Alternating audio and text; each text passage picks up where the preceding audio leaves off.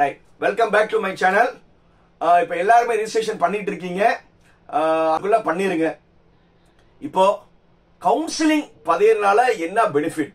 நிறைய பேரண்ட்ஸ் வந்து எனக்கு ஃபோன் பண்ணி, சார் என்னுடைய பையன் வந்து 170 இருக்கான், 185 இருக்கா, 140 இருக்கான், சார் நான் கவுன்சிலிங் பதியணுமா மேனேஜ்மெண்ட்ல போகணுமா, நான் கவுன்சிலிங்ல பதியணுமா மேனேஜ்மெண்ட் போகணுமா, இல்ல கவுன்சிலிங் வெயிட் பண்ணலாமான்னு இந்த மாதிரி ஒரே கேள்விதான் கேட்கறாங்க.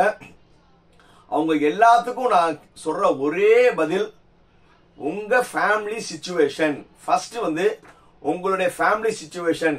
சார் என்னால வந்து டொனேஷன் கட்டி ஒரு மேனேஜ்மெண்ட், கண்டிப்பா வந்து டொனேஷன் இல்லாம இருந்தாலும் ஒரு மேனேஜ்மெண்ட் சீட்ல போனீங்கன்னா ஒரு சில பிரான்ச்சஸ்க்கு வந்து டொனேஷன் இல்லாம இருக்கலாம். ஆனா ஃபீஸ் வந்து இங்க ஒரு 70,000 ரூபாய் ஃபீஸ் இருந்துச்சுன்னா அங்க வந்து ஒரு 40,000 ரூபாய் ஃபீஸ் கூட இருக்கும். 1,10,000 1,20,000 ஃபீஸ் ஸ்ட்ரக்சரே வந்து டிஃபரன்ஸா இருக்கும். ஸோ அதை வந்து நீங்க முதல்ல பாத்துக்கோங்க. அது போக வந்து சார் எனக்கு பேனிக்கா இருக்கு நான் பண்ண, நீங்க மேனேஜ்மெண்ட்ல போயிட்டு இருக்கோங்க, அதுக்கு நான் வந்து அகென்ஸ்ட் கிடையாது. இல்ல சார் நான் எக்கனாமிக்கல் லெவல்ல வீக்கு, நான் கண்டிப்பா வந்து கவுன்சிலிங் வந்தா ஃபீஸ் குறையும், அதுக்காக தான் பாக்குறேன். அது போக வந்து நான் வந்து ஃபர்ஸ்ட் கிராஜுவேட் ஸ்டூடெண்ட், மெயினா ஃபர்ஸ்ட் கிராஜுவேட் ஸ்டூடெண்ட் சார், எங்க ஃபேமிலியில நாங்க தான் என் பையன் தான் பொண்ணும் முதல்ல டிகிரி படிக்கிறாங்கன்னா உங்களுக்கு என்னது முதல் பட்டதாரின்னு ஒரு சலுகை இருக்கு. NBA வாங்கின பிரான்ச்சஸ்னா 27,500, NBA வாங்காத பிரான்ச்னா 25,000 ரூபாய். அது போக வந்து ஸ்டேட் கவர்மெண்டோட ஸ்காலர்ஷிப் வந்து பிசி, பிசிஎம், எம்பிசிக்கு வந்து 3,400 ரூபாய் கொடுப்பாங்க. இதே நீங்க ஹாஸ்டலா இருந்தீங்கன்னா இன்னும் 2,000 ரூபாய் கூட இருக்கும். ஸோ இதே இது வந்து SC/SC ஸ்டூடெண்டா இருந்தீங்கன்னா உங்களுக்கு வந்து நியர் அபவுட் 60,000 to 65,000 வந்து ஸ்காலர்ஷிப், PMS ஸ்காலர்ஷிப்ல வந்துருது. இவங்களாம் வந்து எது ஒன்றும் கவுன்சிலிங்ல வந்தாதான் இந்த சலுகையெல்லாம் கிடைக்கும். இது ஒண்ணு. ரெண்டாவது, சார் நீங்க இங்க வந்து ஒரு காலேஜ்ல வந்து ஒரு குரூப்ல வந்து நீங்க மேனேஜ்மெண்ட் கொடுத்துட்டீங்க, ஓரளவு வந்து 170 175 மார்க்கு இல்ல வாட் எவர் உங்க மார்க்கு. ஆனா கவுன்சிலிங் போறதுனால ஒரு மேஜர் அட்வான்டேஜ் என்னன்னா, நீங்க அந்த ஒரு காலேஜோட இன்னொரு காலேஜ், ஒரு எக்ஸ் காலேஜ் இருக்கு, சரி ஒரு ஒய் காலேஜ் இருக்கு, நீங்க அதை அப்ளை பண்றீங்க. ஆனா அதோட நல்ல காலேஜ், நீங்க நினைக்கிற காலேஜ் ஒரு எக்ஸ் அப்படி ஒரு காலேஜுக்கு சீட் கிடைக்குது. அப்போ வந்து நீங்க கவுன்சிலிங்ல போனா மட்டும்தான் you have the plenty of option. 420 425 college இருக்கு, அத்தனை குரூப் வந்து உங்களுக்கு சாய்ஸஸ் இருக்கும்.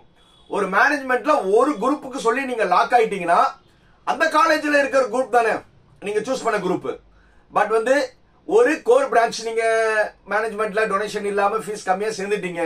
ஆனா கவுன்சிலிங்ல வந்து நீங்க எதிர்பார்க்கிற என்ன எதிர்பார்க்கறீங்க நான் சொல்ல வேணாம், உங்களுக்கே நான் நீங்க என்ன பிரான்ச் நினைக்கிறீங்கன்னு தெரியும்.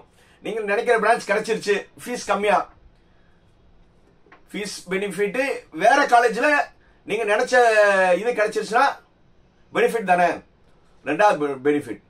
அதுக்கப்புறம் பேங்க் லோன்.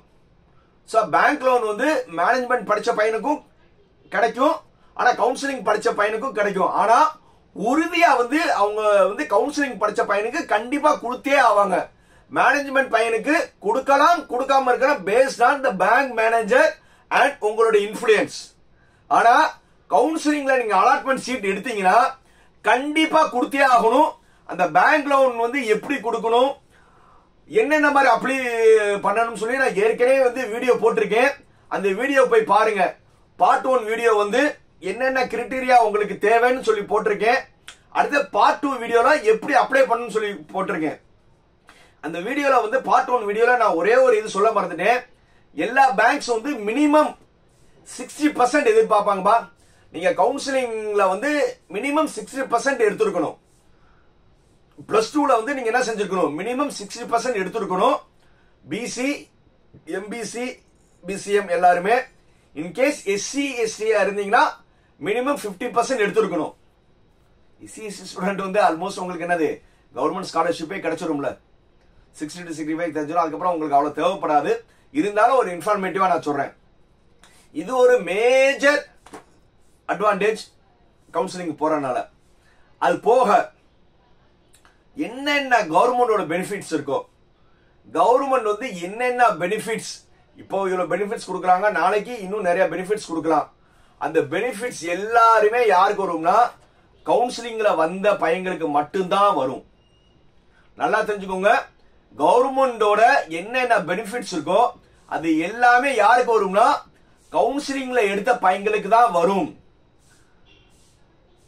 சோ அதனால எவ்வளவுக்கோ வந்து உங்களால கவுன்சிலிங்ல வந்து சீட் எடுக்க முடியுமான்னு பாருங்க. கவுன்சிலிங்ல சீட் எடுக்க முடிஞ்சுச்சுன்னா உங்களுக்கு நிறைய பெனிஃபிட், நிறைய சாய்ஸஸ், ஃபீஸ் ரெடியூஸ் அண்ட் நிறைய இருக்கு.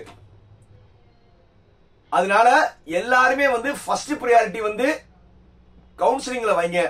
இன்னும் நிறைய பேர் வந்து இப்பவே வந்து சார் எனக்கு என்ன காலேஜ் கிடைக்கும் என்ன காலேஜ் கிடைக்கும் கேட்டுட்டே இருக்கீங்க. சார் இன்னும் 2 மாசம் இருக்கு சார் ஃபர்ஸ்ட் ரவுண்ட் பையங்களுக்கே கவுன்சிலிங் வர்றதுக்கு. சார் அந்த யூடியூபர் வந்து 180 140 160 சொல்லி போட்டுட்டு இருக்காங்க. அவங்கள பத்தி நான் கமெண்ட் பண்ண விரும்பல சார். இன்னும் வந்து கலோக்கியலா சொல்லிடுறேன், இன்னும் பொண்ணே பார்க்கல சார், அதுக்குள்ள குழந்தைக்கு பேர் வைக்கிற மாதிரி. என்ன சார் இப்படி சொல்லுங்க, உண்மைதானே? இன்னும் வந்து நீங்க கவுன்சிலிங்ல வந்து ரிஜிஸ்ட்ரேஷன் பண்ணிருக்கீங்க, சர்டிபிகேட் வெரிஃபிகேஷன் நடக்கணும், ரேண்டம் நம்பர் வரும், ரேங்கிங் வரணும், அதுக்கப்புறம் ஃபர்ஸ்ட் ரவுண்ட் போகணும், அதுல சீட் கிடைக்காத செகண்ட் ரவுண்ட்ல வரணும். இது எல்லாம் கிடைச்ச பிறகு உங்களுக்கு கிடைச்ச பிரான்ச் இருக்கா? அப்படி இல்லன்னா நான் பிரான்ச்சை காம்ப்ரமைஸ் பண்றதா இல்ல காலேஜை காம்ப்ரமைஸ் பண்றதா, அப் டு யூ. இந்த ப்ராசஸ்லாம் மினிமம் வந்து 2 மாசத்துக்கு அப்புறம் தான் ஸ்டார்ட் ஆகும். இப்பவே வந்து சார் நான் எந்த பிரான்ச் படிச்சா நல்லது சார், இந்த பிரான்ச் படிச்சா ஃபியூச்சர் இருக்குமா, அந்த பிரான்ச் படிச்சா ஃபியூச்சர் நிறைய கேக்குறீங்க. நான் என்ன சொல்றேன்னா வெயிட், கவுன்சிலிங்ல வந்து இப்பவே நான் ஒரு பிரான்ச் சொல்லிட்டேன்னு வைங்க, நீங்க விரும்புற பிரான்ச் சொல்லிட்டேன்னு வைங்க, அது கிடைக்காம போனீங்கன்னா டிசப்பாயிண்ட் பண்ணிப்பீங்க. ரவுண்டு முடிய முடிய பாத்துக்கிறாங்க. நான் எல்லாத்துக்கும் நான் சொல்றது அதான், கொஞ்சம் பொறுங்க. ஒரு ரவுண்ட் முடியட்டும், அடுத்த ரவுண்ட்ல என்ன சீட் இருக்குன்னு பாப்போம், அதுல பெஸ்டா சூஸ் பண்ணுவோம். இன்னும் கூட நான் லோக்கலா சொல்லுவா, இப்ப வந்து நீங்க துணி எடுக்க வந்து லேடிஸ் ஒரு துணி எடுக்க போறீங்க, அந்த கடையில அப்படியே பாக்குறீங்க 1000 சேலை இருக்கு. நீங்க என்ன செய்வீங்க, ஒரு 30 சேலையை தூக்கி முன்னாடி வச்சுக்கிருவீங்க. அதுதான் நீங்க வந்து இன்ஜினியரிங், இந்த பிரான்ச்ல இருந்து இன்ஜினியரிங் சொல்லி ஒரு 30 சேலை எடுத்து வச்சிட்டீங்க. அந்த 30 சேலை எடுத்து வச்ச பிறகு அதுல அப்படியே அந்த 30 சேலையில இருந்து என்ன செய்வீங்க, இதுல எது நல்லதுன்னு சொல்ற பாப்பீங்க. அதான் இப்ப இந்த டாப் 20 25ல அதுல இருந்து மறுபடியும் நீங்க என்ன செய்வீங்க, சேலை எடுக்கும் போது மறுபடியும் வந்து ஒரு 10 சேலை எடுத்து வச்சுக்கிட்டு அப்படியே விரிச்சு போட்டு இத பாப்போமா, பக்கத்துல இருக்கிற நாத்தனாரே இந்த சேலை நல்லா இருக்கா, குழந்தை இது நல்லா இருக்கா, மச்சி இந்த சேலை நல்லா இருக்கான்னு என்ன செய்வீங்க, 10ல இருந்து எடுப்பீங்க. அந்த 10 சேலையில மறுபடியும் வந்து ஒரு 5 சேலை எடுத்துட்டு அப்படியே யோசிப்பீங்க, எல்லாம் நல்லா தான் இருக்கு, எதை எடுப்போம்னு. ஆனா எடுக்க போற ஒரு சேலை, அதுல கடைசியில வந்து ஒரு சேலை தானே எடுப்பீங்க. சோ அந்த மாதிரி வந்து கொஞ்சம் கொஞ்சமா வந்து நீங்க பண்ணி உங்க ரவுண்டுக்கு அந்த நேரத்துல எந்த காலேஜ் கிடைக்குதோ அதுல பெஸ்டா சூஸ் பண்ணிக்கோங்க. ரொம்ப யோசிக்காதீங்க. 2 மாசம் பசங்களை வந்து டென்ஷன் இல்லாம விடுங்க, நல்லா டூர் என்ஜாய் பண்ணுங்க. பசங்களை வந்து அது கிடைக்குமா இது இருக்கேன் ஃபோர்ஸ் பண்ணாதீங்க. Enjoy the life. மீண்டும் ஒரு வீடியோல மீட் பண்ணுவோம்.